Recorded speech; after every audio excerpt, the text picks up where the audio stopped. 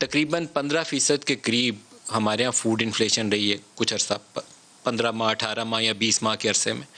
اس میں بنیادی طور پر جو ڈی ویلیویشن کا فیصلہ تھا اس نے ہمیں بہت نقصان پہنچایا ہے، اور وہ آرڈرلی بھی نہیں ہے، بہت بڑی ڈی ویلیویشن ہے. ہم کس طریقے سے اس کو مینیج کریں گے گوئنگ فارورڈ؟ دیکھیے یار، پہلی بات تو یہ ہے کہ یہ بات ہمیں سمجھنی چاہیے کہ ہم نے ڈی ویلیویشن کی، اس کا امپیکٹ ہوا، اور پھر یہ ہے کووڈ آیا، اس میں جو ہے یہ فوڈ سپلائز کی ڈسرپشن ہوئی ہے، اس میں پروڈکشن کم ہوئی ہے دنیا میں، اور اس کے بعد پھر یہ ہے کیونکہ کووڈ ہے اس میں پھر سپلائز کی ڈسرپشن بھی ہوئی ہے. یہ دونوں چیزیں جو ہیں اس نے انٹرنیشنلی جو فوڈ پرائسز کو بڑھا دی ہے. اب فوڈ پرائسز جو بڑھی ہیں وہ دنیا میں بڑھ گئی ہیں، اور ہماری بھی تو اتنی نہیں بڑھی جتنی کہ دنیا میں بڑھی ہیں. اور میرے پاس نمبرز ہیں جو کہ میں آپ کو بتا سکتا ہوں کہ جہاں جہاں 50% بڑھی ہیں دنیا میں، تو ہم نے 15% بڑھائی ہیں یہ پچھلے ایک دو سالوں میں. لیکن یہ اس کا کیا مطلب ہے لوگوں کے لیے کہ کیا اس میں بوجھ کیوں پڑ رہا ہے؟ بوجھ اس لیے پڑ رہا ہے کہ پچھلے چند سالوں میں لوگوں کی انکمز جو ہیں وہ نہیں بڑھی. وہ ہماری اکانومی کی شرنک کی ہے ایک وقت میں. یہ جو ہمارا جو IMF پروگرام کی وجہ سے ہم نے اپنا ڈیمانڈ نکالی ہے اکانومی میں سے، اس سے یہ ہے کہ لوگوں کی انکم لیولز نہیں بڑھی. جب انکم لیولز بڑھتی رہتی ہیں، افورڈیبلٹی بڑھتی رہتی ہے، تو تھوڑی بہت مہنگائی بھی ہو جائے نا تو اس میں کوئی فرق نہیں پڑتا.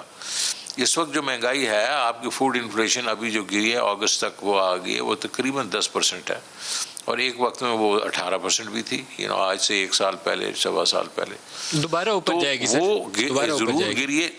لیکن نہیں، میں کہہ رہا ہوں تو یہ اوپر نیچے جائے گی. تو ہمارا کام یہ ہے کہ یہ دیکھنا کہ ان کو کس طریقے سے ہم نے ہیلپ کرنا ہے اپنی عوام کو. پہلی بات تو یہ ہے کہ انٹرنیشنل پرائسز تو جو جس طرح ہیں، ہمارا کام ہے پروڈکشن بڑھانا. پروڈکشن جب بڑھائیں گے ہم تو اس سے یہ ہے کہ کم از کم کچھ اس میں فرق ضرور آئے گا، بیکاز امپورٹڈ انفلیشن جو ہے وہ ہمیں ہٹ کر رہی ہے، اور وہ پھر ہماری جو روپی کی جو ہے اس کی ڈپریسیشن اس سے بھی ہٹ کر رہی ہے. تو کم از کم وہ تو نہیں ہوگی نا. اچھا، اس میں ٹائم لگے گا. اب ان دا مین ٹائم ہم نے کیا کیا؟ ہم نے کہا ہے کہ جی آپ ذرا دیکھیں کہ یہ جو ہماری فارم سے لے کے ریٹیل تک جو ہماری جو پرائسز ہیں کموڈیٹیز کی، اس کی ری انجینئرنگ کروائیں. دیکھیں کہ کہاں کتنا پروفٹ لوگ لے رہے ہیں.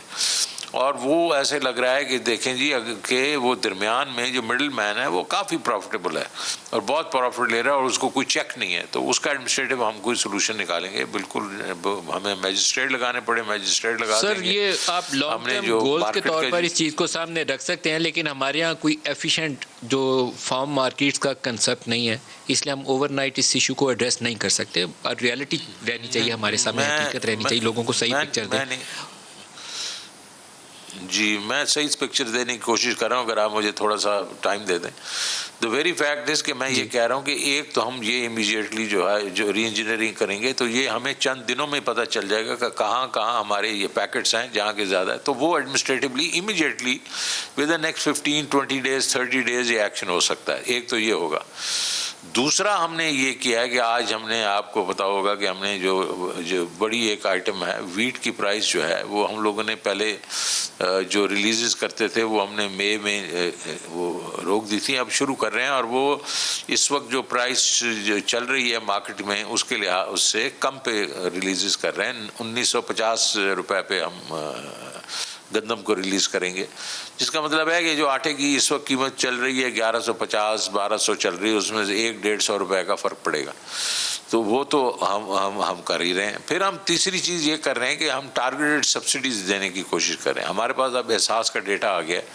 ہم اسی مہینے میں ہم نے احساس کے ڈیٹا کو لے کے نچلا جو تقریباً ہمارے کچھ 40% ہماری جو پاپولیشن ہے ان کے ہاؤس ہولڈز کو آٹے پہ، چینی پہ، گھی پہ اور دالوں پہ کیش سبسڈی دے دیں گے. ہم کیش سبسڈی دیں گے، جس سے ان کی یہ جو ایک قسم سے ان کی مدد ہو جائے گی. یہ تو آپ کو امیجیٹلی ہم کر دیں گے.